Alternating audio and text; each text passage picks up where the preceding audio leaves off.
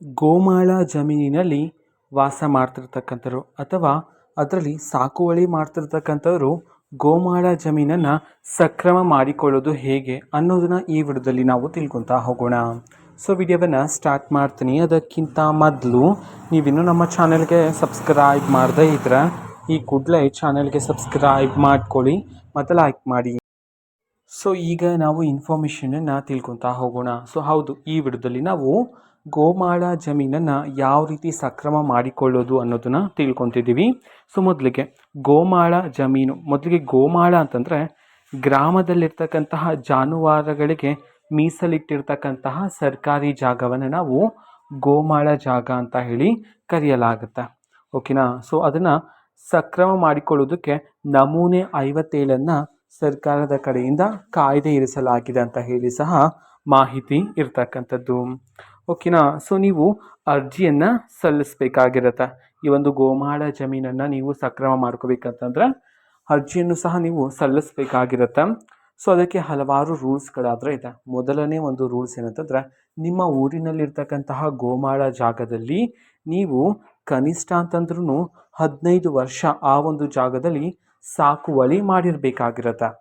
ಅದಕ್ಕೆ ಬೇಕಾಗಿರ್ತಕ್ಕಂತಹ ಪುರಾವೆಗಳನ್ನು ನೀವು ನೀಡಬೇಕಾಗಿರುತ್ತೆ. ಅಂತಂದರೆ ನೀವು ಕನಿಷ್ಠ ಒಂದು 15 ವರ್ಷ ಅಲ್ಲಿ ಸಾಕುವಳಿ ಮಾಡಿದ್ದೀರಾ ಜಾನುವಾರುಗಳ ಮುಖಾಂತರ ಅಂತ ಹೇಳಿ ನೀವಲ್ಲಿ ತಿಳಿಸ್ಬೇಕಾಗಿರುತ್ತೆ ಅರ್ಜಿಯನ್ನು ಸಲ್ಲಿಸುವಾಗ.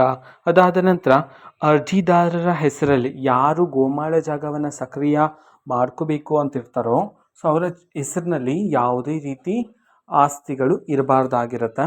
ಸೊ ಅದಾದ ನಂತರ ಒಬ್ಬ ಕುಟುಂಬದಲ್ಲಿ ಅಥವಾ ಒಬ್ಬ ವ್ಯಕ್ತಿಗೆ 4 ಎಕರೆ 30 ಗುಂಟೆ ಮಾತ್ರನೇ ಗೋಮಾಳ ಜಾಗದಲ್ಲಿ ನೀವು ಸಕ್ರಮ ಮಾಡಿಕೊಡೋದಕ್ಕೆ ಸಾಧ್ಯ ಆಗುತ್ತೆ. ನೀವು 5 ಎಕರೆ 6 ಎಕರೆ ಮಾಡಿದರೆ ಅದು ಆಗೋದಿಲ್ಲ. ಕೇವಲ 4 ಎಕರೆ 30 ಗುಂಟೆಯನ್ನು ನೀವೆಷ್ಟೇ ಮಾಡಿದ್ರೂ 4 ಎಕರೆ 30 ಗುಂಟೆಯನ್ನು ನಿಮಗೆ ಸಕ್ರಮ ಮಾಡಿ ಕೊಡಲಾಗುತ್ತೆ. ಓಕೆನಾ. ಸೊ ನಂತರ ಎಲ್ಲ ಗೋಮಾಳ ಜಾಗಗಳು ಸಕ್ರಮ ಮಾಡಿಕೊಡಲಾಗುತ್ತಾ ಅಂತಂದರೆ ಇಲ್ಲ. ಸೊ ಹೇಗೆ ನೋಡಿ, ಈಗ ಬೆಂಗಳೂರು ಮಹಾನಗರ ಪಾಲಿಕೆಗಳು ನಗರಗಳಿಂದ ಸುಮಾರು 10 ಕಿಲೋಮೀಟರ್ನಲ್ಲಿರ್ತಕ್ಕಂತಹ ಗೋಮಾಳ ಜಾಗವನ್ನು ಯಾವುದೇ ರೀತಿ ಸಕ್ರಮ ಮಾಡೋದಿಲ್ಲ ಅಂತ ಹೇಳಿ ಮಾಹಿತಿ ಸಹ ಇರ್ತಕ್ಕಂಥದ್ದು. ಓಕೆನಾ. ಇದು ಗೋಮಾಳ ಜಾಗಕ್ಕೆ ಸಂಬಂಧಪಟ್ಟಂತಹ ಕೆಲವು ಮಾಹಿತಿಗಳಾಗಿರುತ್ತೆ. ಓಕೆನಾ. ಸೊ ಇದು ಇವತ್ತಿನ ಒಂದು ವಿಡಿಯೋ.